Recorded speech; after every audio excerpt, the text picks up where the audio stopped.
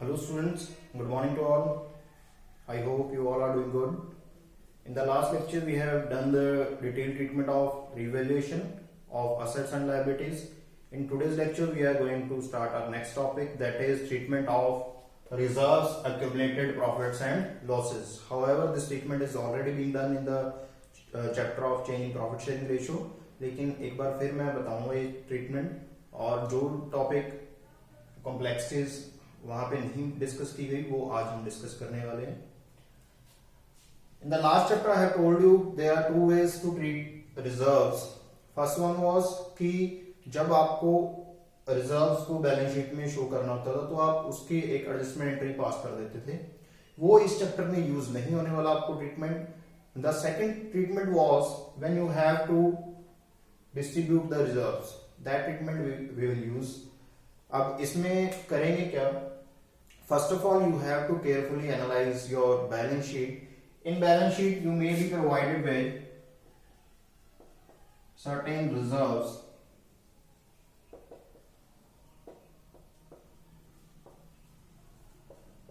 Like आपको liability side पे reserves given दिए हो सकते हैं, जनरल रिजर्व,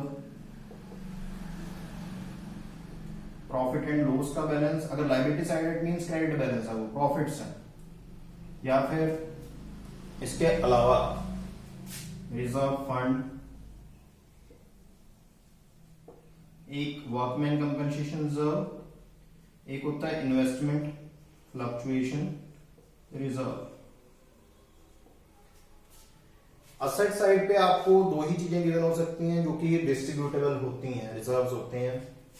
एक profit and loss account debit balance, एक एडवर्टाइजमेंट सस्पेंस अकाउंट. ये सभी रिजर्व्स आपको बैलेंस शीट में गिवन हो सकते हैं. जरूरी नहीं कि सभी होंगे, चाहे एक भी हो. ऐसे ही एसेट साइड पे आपको P&L का डेबिट बैलेंस गिवन हो सकता है या फिर एडवर्टाइजमेंट सस्पेंस अकाउंट हो सकता है. जब भी आप बैलेंस शीट को केयरफुली एनालाइज करोगे तो आपने इनका ट्रीटमेंट क्या करना है, आपने डिस्ट्रीब्यूट कर देने हैं. अगर कोई इंफॉर्मेशन नहीं गिवन है इनके बारे में, अगर कोई इंफॉर्मेशन गिवन है तो आपने उसके अकॉर्डिंग करना है. लेकिन अगर इंफॉर्मेशन नहीं गिवन है, it simply implies that you have to distribute these reserves in old partners in old profit sharing ratio. जैसे कि इनकी जर्नल एंट्रीज देखिए जो लायबिलिटी साइड पे रिजर्व है. General reserve, account debit, reserve fund account debit,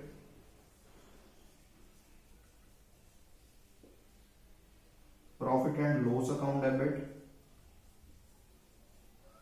workman compensation reserve का जो extra balance है, एक्सेस अमाउंट जो कि प्रोविजन वगैरह निकालने के बाद बचता है, ये मैं बताऊंगा आपको. सिंपली IFR का भी जो एक्सेस अमाउंट है जो कि आपकी इन्वेस्टमेंट की फ्लक्चुएशंस के बाद बचता है, वो अमाउंट आप डिस्ट्रीब्यूट करते हो किसमें? ओल्ड पार्टनर्स में. ओल्ड पार्टनर मैं यहां पे मान रहा हूं A और B है. 2A 2B इन ओल्ड प्रॉफिट रेशो. पुराने पार्टनर्स में ही बंटेगा, पुरानी रेशो में ही बंटेगा. ये बात ध्यान में रखनी है आपने. और इसके बाद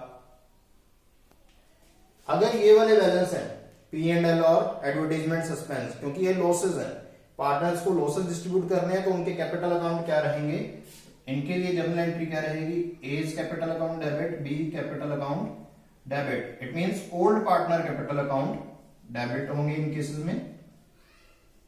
2 जो भी आपके बैलेंसेस में P&L अकाउंट है, 2 एडवर्टाइजमेंट सस्पेंस है इन ओल्ड रेशियो. ये ट्रीटमेंट मैं आपको पहले भी बता चुका हूं एक बार. इसमें एक पॉइंट ऑफ क्वेश्चन है, प्रिकॉशनरी मेजर क्या याद रखना है एक हमेशा अपने. पॉइंट ऑफ क्वेश्चन क्या है?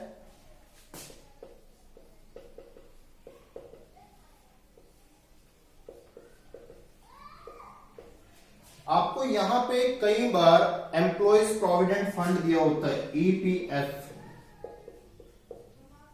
ठीक है, एम्प्लॉइज की पेमेंट के लिए फंड दिया हो सकता है, point of question, employees provident fund EPF, ये वाला अमाउंट ये आपने कभी भी डिस्ट्रीब्यूट नहीं करना, नॉट डिस्ट्रीब्यूटेड। बच्चे यहां पे कंफ्यूज हो जाते हैं कि ये भी एक फंड है तो ये डिस्ट्रीब्यूट करना है, नहीं करना। रीजन बीइंग कि ये सारे जो रिजर्व्स हैं फर्म ने अपने आप कमाए हैं, फर्म का इन पे हक है। रिजर्व में पैसा वो फर्म का खुद का पैसा है, प्रॉफिट एंड लॉस वो खुद का पैसा है, रिजर्व है वो खुद के हैं। लेकिन जो ये वाले हैं एम्प्लॉइज, ये हमारा पैसा नहीं होता। ये जो एम्प्लॉइज हमारे अंडर काम कर रहे हैं उनका पैसा हमारे थ्रू गवर्नमेंट के एक फंड में जमा हुआ है, जिसमें 12% एम्प्लॉयर दे रहा है, 12% ही एम्प्लॉय दे रहा है, बाकी गवर्नमेंट इंटरेस्ट दे रही है। तो वो एम्प्लॉइज को रिटर्न करना पड़ेगा, वो हमारा पैसा नहीं है, तो हम अपने आप में डिस्ट्रीब्यूट नहीं कर सकते। ये ध्यान में रखनी है बात, पॉइंट ऑफ क्वेश्चन है कि employees provident fund it will not be distributed in the partners. ये आपको एज इट इज रखना है और बाकी लाइबिलिटीज की तरह ट्रीट करना है आपने। इसके बाद हम बात कर रहे थे कि ये रिजर्व्स को डिस्ट्रीब्यूट कैसे करना, ये मैंने बता दिया आपको। ट्रीटमेंट में एक बार वर्कमैन कंपनसेशन रिजर्व और आईएफआर का ब्रीफिंग कर देता हूं। हालांकि मैं पहले बता चुका हूं, लेकिन एक बार फिर ब्रीफिंग कर रहा हूं क्योंकि जो नए बच्चे जो इस चैप्टर से स्टार्ट कर रहे हैं उनको थोड़ा इजी रहेगा।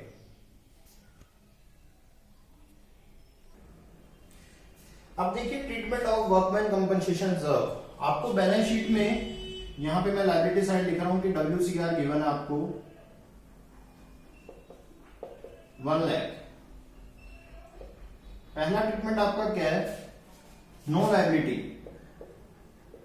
नीचे आपको कुछ भी इंफॉर्मेशन नहीं गिवन है वर्कमैन कंपनसेशन रिजर्व के रिगार्डिंग, तो आप सिंपली क्या करोगे, डिस्ट्रीब्यूट कर दोगे WCR to old partners, capital account. Individual दिखाना आपने ए और बी में, 1 लाख रुपीज है, डिस्ट्रीब्यूट कर दिया आपने, ठीक है। अगर नीचे आपको लायबिलिटी गिवन है और लायबिलिटी क्या है, कम है, लायबिलिटी लेस देन WCR, यहां पे WCR सपोज ऊपर 1 लाख है और लायबिलिटी है 40,000, तो जो 40,000 है उसकी जर्नल एंट्रीज देख लिया। WCR to provision against WCR to A to B, 1 lakh total reserve थे, 40,000 आपने प्रोविजन रख लिया, बाकी 60,000 है जो आपने वो किसमें डिस्ट्रीब्यूट करना है, पार्टनर्स में। अगर इक्वल रेशियो तो इक्वली, अगर कुछ और रेशियो गिवन है तो उस रेशियो में। मैं 30,000 ईच कर रहा हूं। थर्ड केस आपको बता रहा हूं मैं, जहां पे लायबिलिटी इक्वल आ जाए WCR के, उस केस में आप क्या करोगे, सिंपल एक journal entry WCR to provision of claim against WCR, amount will be 1 lakh. एक लास्ट केस आपको क्या है इसमें कि WCR लायबिलिटी है जो वो क्या हो जाए, ग्रेटर देन WCR। लायबिलिटी ज्यादा हो जाए, WCR कम है, जैसे 1,20,000 है, आपका WCR कितना बुक्स में 1 लाख है। ये लायबिलिटी आपको नीचे एडजस्टमेंट में गिवन होगी कि आपकी लायबिलिटी 1,20,000 थी, जितनी भी थी। अब इस केस में देखिए WCR आपका 1 लाख है, टू प्रोविजन अगेंस्ट क्लेम 120 है। यहां पे 20,000 का शॉर्टफॉल आ रहा है, 20,000 रुपए कम पड़ रहे हैं, वो कहां से अब किस अकाउंट में जाएंगे, वो रीवैल्यूएशन अकाउंट, हमारा लॉस हो गया, it will be treated in revaluation account 20,000। अब ये रीवैल्यूएशन अकाउंट का जो लॉस है इसको आपको पता है, अगर बाकी एंट्रीज हैं तो आप डालोगे, अगर अकेली यही एंट्री है तो आप इसको शो कहां करते हो। अब ये रीवैल्यूएशन अकाउंट का लॉस है तो पार्टनर कैपिटल अकाउंट में डिस्ट्रीब्यूट हो जाता है, पार्टनर्स कैपिटल अकाउंट डेबिट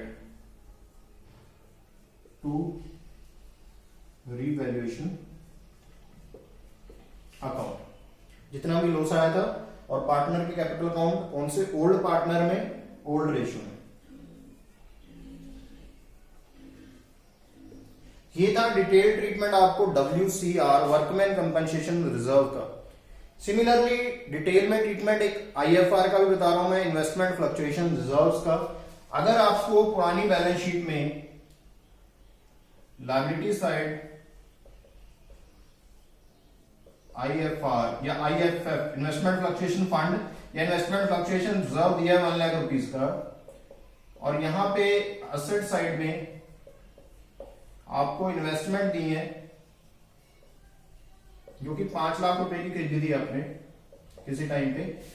यहां पे ब्रैकेट में मार्केट वैल्यू दे सकते हैं वो, या नीचे एडजस्टमेंट में दे सकते हैं। ये रिजर्व बनाया किस लिए जाता है कि अगर इनकी मार्केट वैल्यू में कोई फ्लक्चुएशन आती है तो इससे कवर कर सके हम। आएगा कैसे?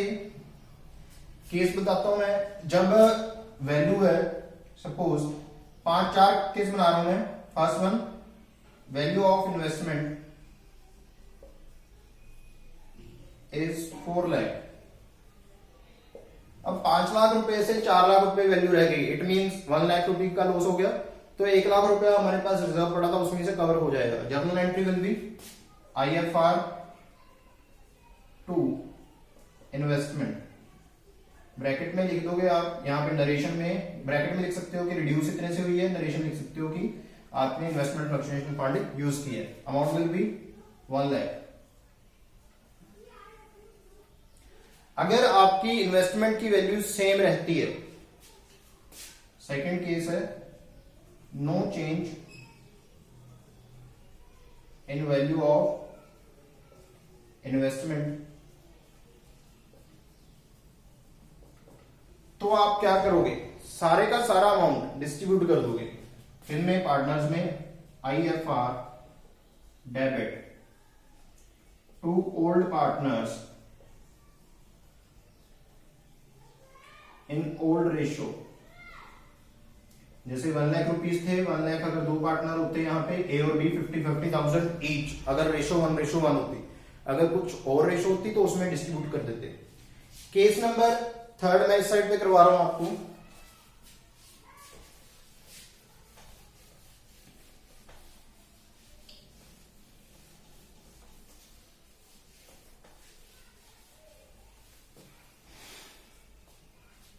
केस नंबर 3 इसी का सी का केस नंबर, कि वैल्यू ऑफ इन्वेस्टमेंट आपकी वो डिक्रीज हो जाए।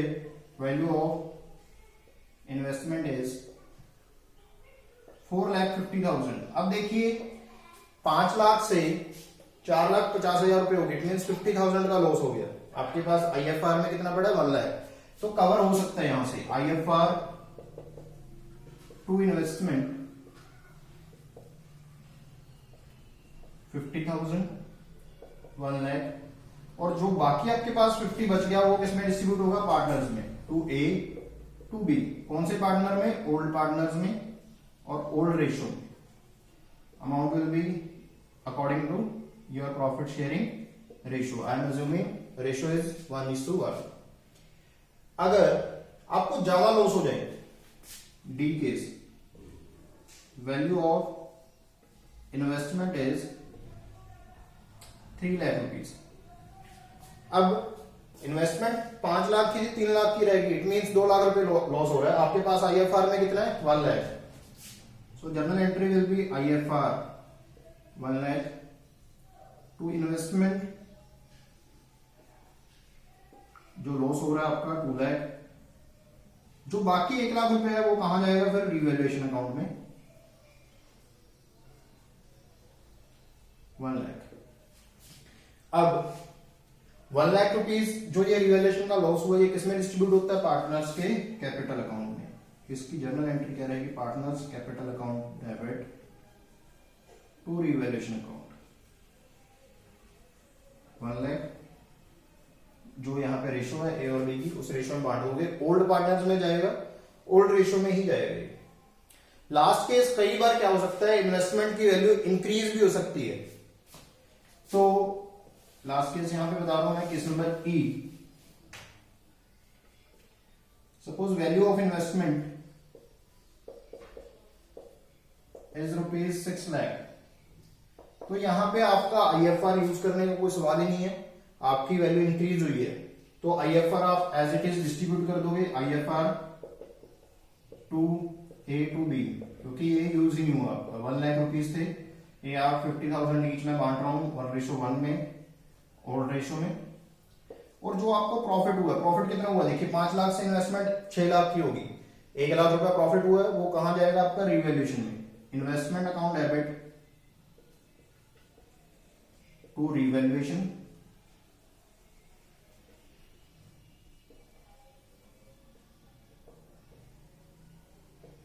और ये प्रॉफिट जो आएंगे प्रॉफिट किसमें डिस्ट्रीब्यूट होते हैं, पार्टनर्स में, revaluation account debit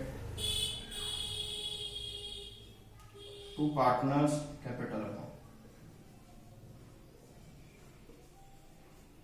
old partners में इन ओल्ड रेशियो।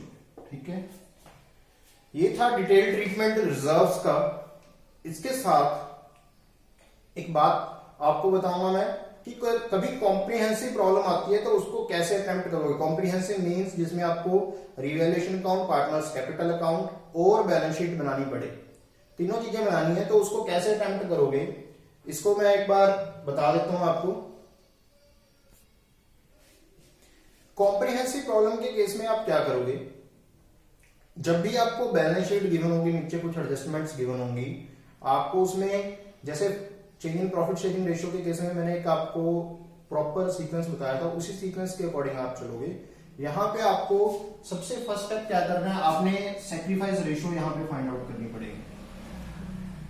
जब भी आप कॉम्प्रिहेंसिव प्रॉब्लम को अटेम्प्ट कर रहे हो, first of all you have to find out sacrifice ratio. अगर न्यू रेशियो गिवन है तो, अगर न्यू रेशियो नहीं गिवन है, सिंपली ए और बी की रेशियो दी है और सी नया पार्टनर आ रहा है, तो आपको जरूरत नहीं है, क्योंकि उस केस में ओल्ड रेशियो ही सैक्रिफाइसिंग होती है। सेकंड स्टेप आप क्या करोगे, जो नई गुडविल है, ट्रीटमेंट ऑफ गुडविल, जैसे नया पार्टनर आ रहा था, मैं यहां पे एक इमेजिनरी फिगर से आपको बता रहा हूं, bank account debit to C's capital to premium for goodwill. Suppose 1 lakh capital के लिए लेके आ रहा है, 50,000 गुडविल के लिए लेके आ रहा है, टोटल अमाउंट इज 1,50,000, और ये प्रीमियम फॉर गुडविल का पैसा आपने डिस्ट्रीब्यूट करना होता है किनमें, सैक्रिफाइसिंग पार्टनर्स में। Premium for goodwill to A to B 50,000, old ratio 3:2 मैं कंसीडर कर रहा हूं, 30,000 20,000। सेकेंड ट्रीटमेंट आप किसका करोगे, गुडविल का। ये आपने गुडविल का ट्रीटमेंट कर लिया। उसके बाद थर्ड ट्रीटमेंट आप करोगे रिवैल्यूएशन अकाउंट। सबसे सिंपल अकाउंट है ये, जो भी आप नीचे एडजस्टमेंट होंगी उनको कंपेयर करोगे ओरिजिनल फिगर से। अगर कोई लॉस आ रहा है डेबिट, अगर कोई प्रॉफिट आ रहा है क्रेडिट, उसका नेट इंपैक्ट क्या रहेगा जब रिवैल्यूएशन अकाउंट आप बनाओगे। देखो उसमें सपोज प्रॉफिट आ रहे हैं, इस साइड पे मैं रिवैल्यूएशन अकाउंट का लास्ट में इंपैक्ट क्या निकाल रहा हूं कि प्रॉफिट आ रहे हैं, प्रॉफिट डिस्ट्रीब्यूट हुए हैं ए और बी में 6,000 और 4,000, यहां पे 10,000 प्रॉफिट्स आए थे रिवैल्यूएशन अकाउंट के। रिवैल्यूएशन अकाउंट का हो गया। उसके बाद आप ट्रीटमेंट क्या करते हो, रिजर्व्स वगैरह का, वो आपको बैलेंस शीट केयरफुली एनालाइज करनी पड़ेगी प्रॉपर वे से, कि कोई जनरल रिजर्व, वहां पे आप बच्चे गलती कर देते हैं कि भूल जाते हैं रिजर्व्स को डिस्ट्रीब्यूट करना या P&L को, वो आपने ध्यान से देखना। मैं यहाँ पे इमेजिनरी फिर फर्स्ट, सेकंड, थर्ड, फोर्थ में मैं रिजर्व्स की एंट्री डाल रहा हूं कि रिजर्व था वहां पे कोई ए रिजर्व, जनरल रिजर्व था 50,000 का, उसकी मैंने जनरल एंट्री क्या डाली है, general reserve account debit to A to B 50,000 का था, यहां पे मैंने डाला 30,000 20,000। अब मैंने डेबिट साइड भी एसेट साइड भी एनालाइज किया, वहां पे P&L का बैलेंस पड़ा था 20,000 रुपीज सपोज, तो उसके लिए मैंने एंट्री क्या डाली है, A B to P and L, amount था 20,000 12,000 और 8,000। ये मेरा हो गया। ये ट्रीटमेंट थे जो आपको करने पड़ते हैं। ये आपके वर्किंग नोट्स हो गए सारे, जो आपने प्रॉपर बनाया है, वहां पे जो एग्जामिनर को शो करोगे। एक तो रिवैल्यूएशन अकाउंट आपने शो कर दिया, उसके बाद आप बनाओगे partner capital account, partners capital account. Partner capital account में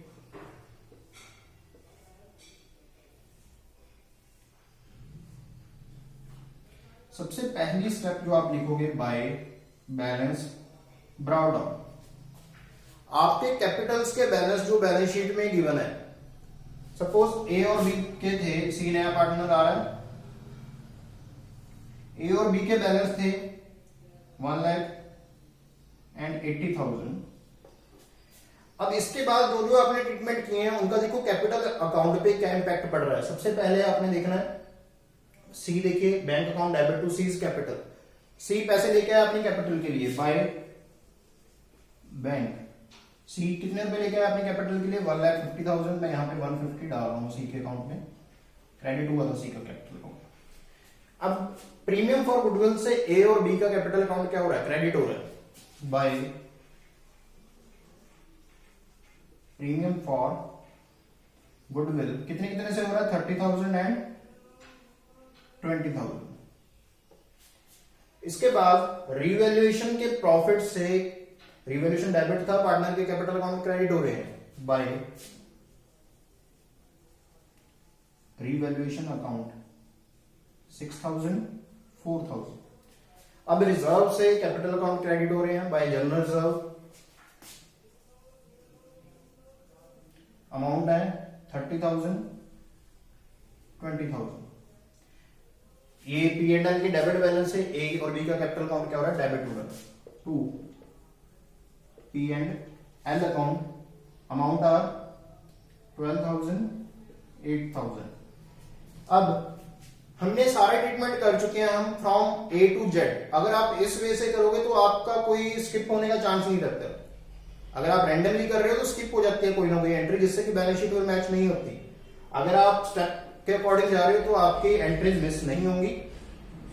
इसके बाद आपने निकालना क्या है, इनके बैलेंस निकालने हैं कैपिटल अकाउंट्स के। कैपिटल अकाउंट के बैलेंस आप कैसे निकालोगे, टोटल कर लीजिए, टोटल में से ये माइनस कर दीजिए। जैसे यहां पे आ रहा है 166 में से 12 गया, वो बैलेंस कैरी डाउन, ये आ रहा है 154। इमेजिनरी फिगर्स हैं ये सारी, मैंने अपनी तरफ से लिए। यहां पे आ रहा है देखिए 124 माइनस 8 1,16,000। सी का बैलेंस आपका यहां पे कॉलम रह गया, सी का बैलेंस एज इट इज 150 आ जाएगा। सी का बैलेंस मैं यहां पे लिख रहा हूं, कॉलम बना लीजिएगा। अब ये बैलेंस जो निकालते हैं ये क्या डिपिक्ट कर रहे हैं कि नई बैलेंस शीट में हमारे पास पार्टनर्स की कैपिटल इतनी है। जब आप नई बैलेंस शीट बनाने जाओगे तो लायबिलिटी साइड पे जो कैपिटल्स लिखोगे आप ए बी और सी की, वो ये वाली कैपिटल लिखने वाले हो, 154 116 और 150 420। अब इसके बाद आपने बैलेंस शीट बनानी कैसे है, इसका मैं डिटेल में बता रहा हूं आपको। देखिए आपका 95% काम हो चुका है यहां तक। अब आपने सिंपली पुरानी बैलेंस शीट देखनी है और उसको यहां पे नीचे उतारते रहना। अगर कोई चेंज आए वो चेंज करते रहना। जैसे लायबिलिटी साइड पे आप देखते हो क्रेडिटर्स का बैलेंस गिवन होगा ऊपर कुछ, नीचे रिवैल्यूएशन अकाउंट में देखो कोई चेंज आया, नहीं आया तो एज इट इज लिख दो।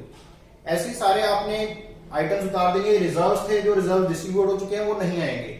ऐसी असेट साइड पे आप सारी एसेट में देखोगे और रिवैल्यूएशन अकाउंट से कंपेयर करोगे। अगर कोई चेंज आया तो वो चेंज करोगे, अदरवाइज एज इट इज उतारोगे। एक दिक्कत बच्चों को आती है बैंक अकाउंट या कैश अकाउंट का बैलेंस लिखने में।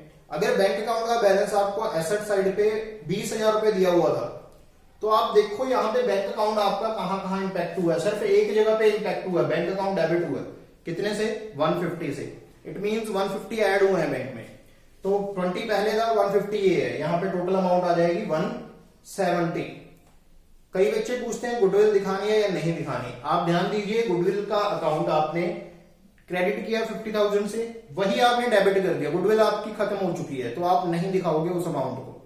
बच्चों से एक और हिदायत है कि यहाँ पे अकेला गुडविल लिख देते हैं बच्चे। यहाँ पे आपने लिखना है प्रीमियम फॉर गुडविल, कि नया पार्टनर पैसा लेके आ रहा है, प्रीमियम लेके आ रहा है, किसके लिए, गुडविल के लिए। जब आपने ये सारे स्टेप्स ठीक किए हैं तो आपकी बैलेंस शीट 100% मैच होगी दोनों साइड। तो ये था एक ओवरव्यू किसी कॉम्प्रिहेंसिव प्रॉब्लम को करने का।